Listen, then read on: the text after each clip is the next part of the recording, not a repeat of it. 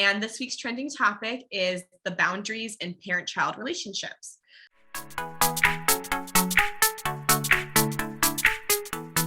So, Scott, what are signs of unhealthy boundaries between a parent and their child?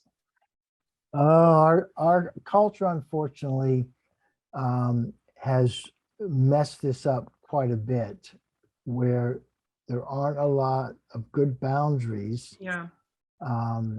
And so when I hear from parents of, my kids are my best friend, that is not a good thing, because you are using them for that, and you should have other relationships that you get that from. As parents say, well, this is what I'm going to do for them just to help out so they don't, it's really hard for them.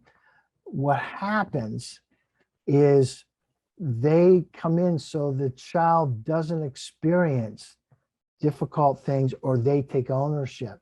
And so when I start hearing that they do all these things for the kid, that's not really good boundaries. Okay. Or when the child is angry and upset at them, it overwhelms them.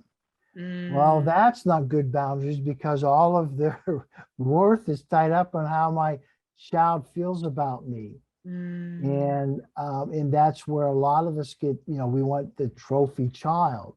And so we invest all this.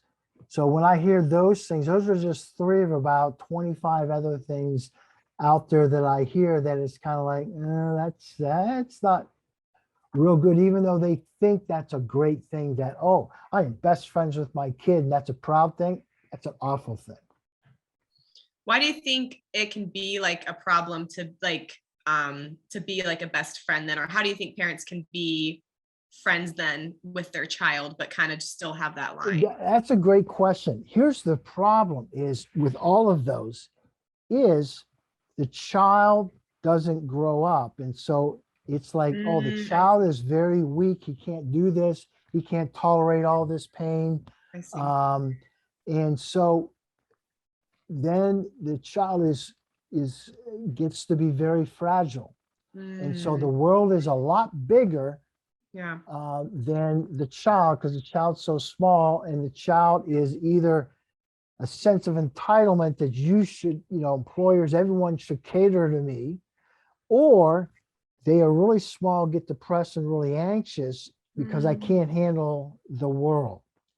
So that's why when you are a hovering parent, or you're a parent that always wants closeness, it doesn't allow strength to be developed or differentiation for the child, and they are very weak and are not able to take initiative, because the parent always takes the initiative. Yeah, that makes sense. So as, obviously boundaries are going to look different between, parent and toddler, parent and adult child. So as, children are becoming adults, like what advice would you give to parents, like in terms of boundaries in their relationships, to like kind of, change as needed or to help with that? So I think that I still will have the boundaries is when the child is in my house of expectations of different things. Okay. But I also emphasize, I heighten how they're different than I. You like this kind of food, you like this kind of clothing, and I think that's really stupid.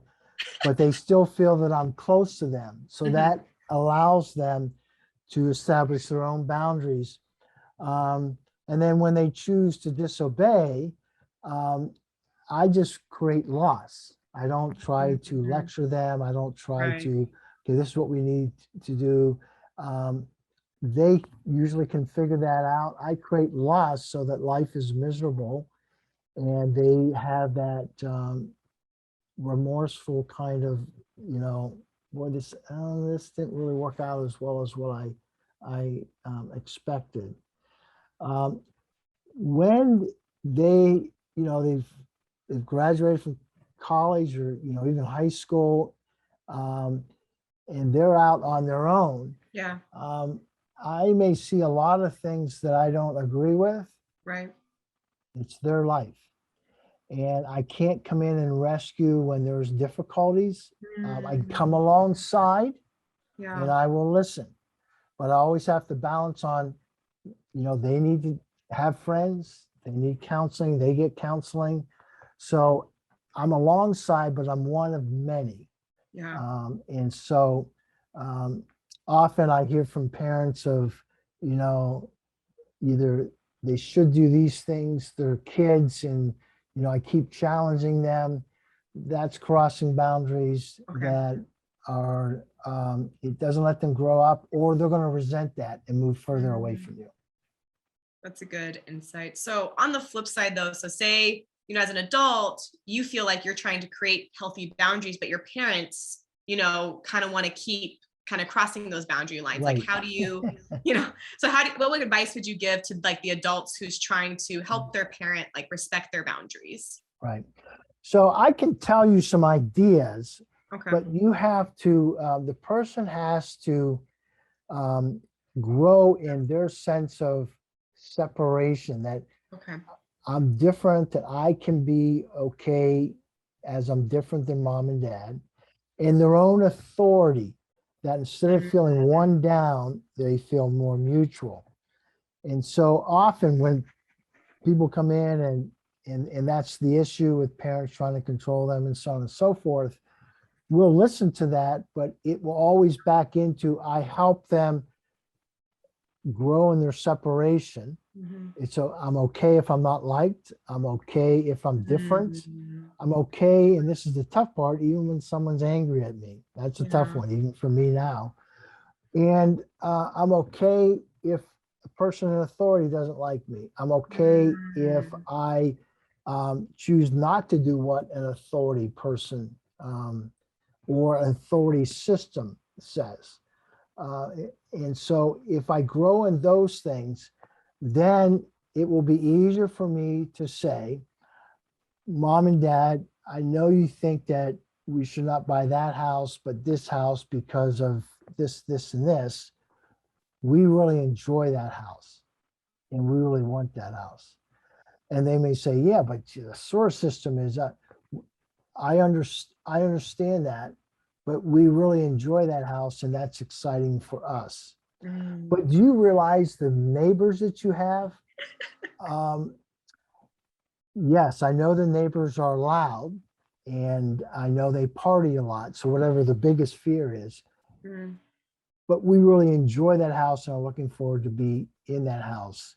And if that doesn't take care of it, then I would say, so Mom, I know you have a different opinion. I've heard those things. And so I think I'm at the point that I don't need to hear anymore. Let's talk about something else. Okay. And so, and if they, okay, fine. I know that you're angry and you don't like that. But I still like to talk about something else so that they know their anger and disgust doesn't overwhelm me. But all of that, if someone can say that, then you're in great shape, but most can't. You've got to grow in these other things. And you always have to have support. I've got to have people that are, are supportive, that, yeah, you should do that, instead of the people of, hey, they're your parents, and you got to respect them. And, you got to listen to them. You want the other kind that says, no, Jesus, God said, leave and cleave. And he wants us to have strong and be strong adults, and parents need to not get their identity from their kids.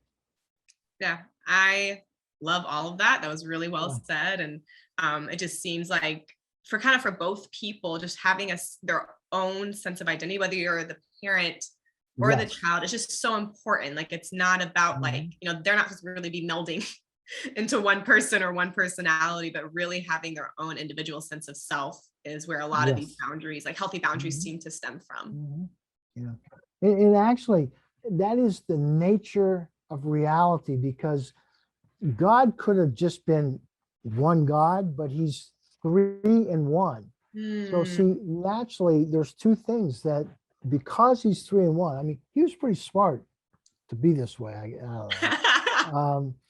Is that one, the other nature is relationships. You know, the Holy Spirit, God, and Jesus, relationships are key. They interact. And then they are very different. And that's also part of reality, that you are close, but you have distinct differences and boundaries between you.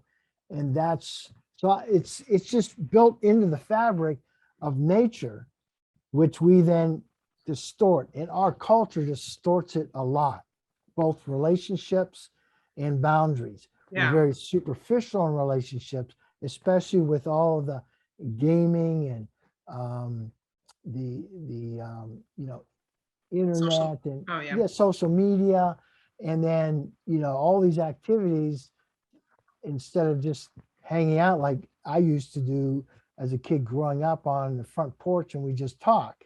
Just doesn't happen. And then boundaries, you know, we're so enmeshed with our kids, and so that doesn't help either.